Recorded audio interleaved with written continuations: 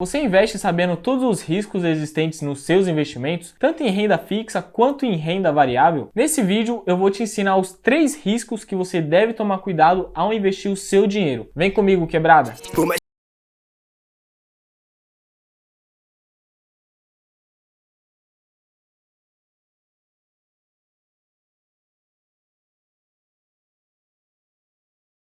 Salve quebrada, seja bem-vindo ao canal mais chave de educação financeira e investimentos aqui do YouTube. Quem tá na voz aqui é o Murilo Duarte, o favelado investidor. Antes de começar, de passar o conhecimento aqui para vocês, peço aqui na humildade para você se inscrever no canal, ativar o sino e também já fortalecer naquele like pesadão, demorou? Principalmente, mano, fortalecer aqui ativando o sino, que aí você vai receber todas as notificações sobre os vídeos que eu soltar aqui para vocês, demorou? Então, sem maldade, já ativa o sino aí e dá aquela fortalecida. E claro, antes que eu me esqueça, segue a gente também lá no Instagram, @faveladoinvestidor, tá aparecendo aqui. E também segue a gente lá no Twitter, @faveladoinvest. Então já segue lá para nós trocar uma ideia também, demorou? Vou falar aqui os 3 tipos de riscos que você deve tomar cuidado antes que você, se Que deselegante. Quebrado, o primeiro risco que você deve tomar cuidado é o risco de crédito. Esse risco, mano, é o risco de calote do emissor. Quando você investe em um título de renda fixa, você empresta dinheiro para o emissor do título em troca de rendimento, certo? E o que acontece? O risco de crédito é o risco dessa instituição não pagar a grana que você emprestou para eles. Seja aí por falta de recurso, falência ou até mesmo intervenção do Banco Central. Então, mano, você deve tomar cuidado. A primeira coisa que você tem que fazer é avaliar o rating desse título, que muitas vezes são analisados por alguma agência de classificação de risco. Então, quanto maior o rating, menor a chance do emissor não te pagar. E o que é emissor? Você deve estar se perguntando. Mano, o que é emissor? Mano, o emissor, no caso de um CDB, por exemplo, é o banco. Agora, quando a gente fala de debentures, são as empresas privadas. E quando a gente fala aí do Tesouro Direto, é o governo federal. Então, são essas instituições aí, tanto governamental, que seria o próprio governo federal, empresas privadas não sendo do setor bancário, e bancos que, por mais que seja empresa privada ou pública aí, é do setor bancário, então eles também são aí um emissor de títulos de CDB, no exemplo que eu dei aqui para vocês. Mano, agora você deve estar se perguntando. Beleza, Murilo, eu entendi o que é o emissor, mas o que é um rating? O que é uma agência de rating, na verdade? E quebrado, o rating nada mais era que uma nota que uma agência classificadora de risco dá a um governo, empresa ou título aí de emissão de renda fixa, por exemplo. Há também ratings aí de projetos, de bancos, seguradoras, fundos e até crédito estruturados. As agências seguem um processo de análise para chegar ao rating dessas empresas, a famosa chamada aí análise fundamentalista. Então, como que funciona? O analista começa analisando, obviamente, ali um ambiente macroeconômico ao qual essa empresa está exposta, ou também a indústria que ela atua e, por fim, as características do negócio dessa empresa, seja aí governança e também os aspectos financeiros. Após todo esse processo, finalmente chega aí na classificação, no rating da empresa. E agora você deve estar se perguntando de novo. Beleza, Murilo, eu sei o que é rating agora. Mas como que eu identifico um rating de uma empresa? Tipo, é o que? É uma nota de 0 a 10? É o abecedário todo? É um conjunto de código? Como que é? Mano, isso é muito suave de entender. O rating é dado em forma de letras, que compõe ali uma escala que vai de AAA até D, sendo AAA. É meio chato de falar isso, eu sei. Então, voltando. AAA são ali as classificações mais positivas que essa empresa pode ter. Agora, quando a gente fala D, quer dizer que a empresa tá na merda. Então é através dessas notas aí que a gente vai conseguir medir a capacidade e a disposição da empresa que foi analisada em questão de honrar seus pagamentos, suas obrigações,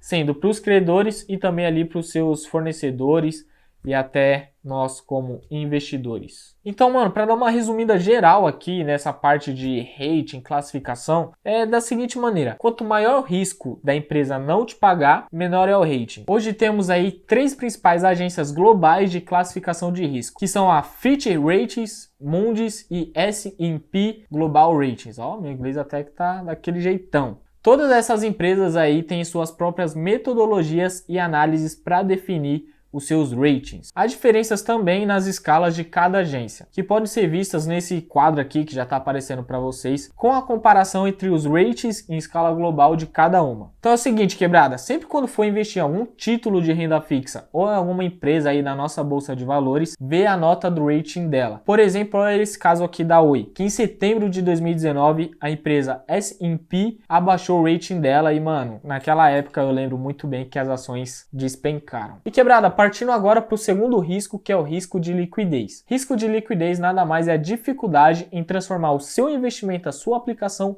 em dinheiro, seja aí por vencimento do título, poucas negociações mais ali voltado à renda variável, e aí dificulta de você pegar o seu dinheiro, resgatar o seu dinheiro o quanto antes. Mano, peço que você sempre se atente a esse ponto de liquidez, principalmente se você for precisar do seu dinheiro o quanto antes. Então, se você tem essa necessidade, busque investir o seu dinheiro em investimentos que têm alta liquidez, seja ali um CDB com liquidez diária, tem também o Tesouro Direto, ações também, dependendo da ação, tá? Porque quando a gente pega ações aí que mais consolidadas no mercado, então tem negociação toda hora, seja um Itaú, uma Vale, até Petro também tem essa grande quantidade de negociação. O terceiro e último risco que eu vou ensinar aqui para vocês é o risco de mercado. O risco de mercado nada mais que é o risco de oscilação dos preços, que é onde você pode, claro, ter ganhos ou perdas. Isso é interessante você ter mais clareza, porque se sua ação estiver passando por um momento difícil e o preço cair, você aí tem chance de perder dinheiro, claro, se você vender com prejuízo. Da mesma maneira que ela pode estar vivenciando ali uma ótima fase e as ações decolarem, e aí você pode obter grandes ganhos vendendo suas ações na alta. Mas nem sempre isso ocorre, não é porque a empresa está no momento bom que ela não pode cair, pelo menos a sua cotação. Acontece muito da empresa ter ótimos lucros, ótimas receitas e as ações caírem, simplesmente porque tem grande quantidade de vendas, já que muita gente quer realizar o lucro, obviamente, e aí as ações acabam caindo. Da mesma maneira que tem péssimas empresas na bolsa que dá prejuízo, não vende,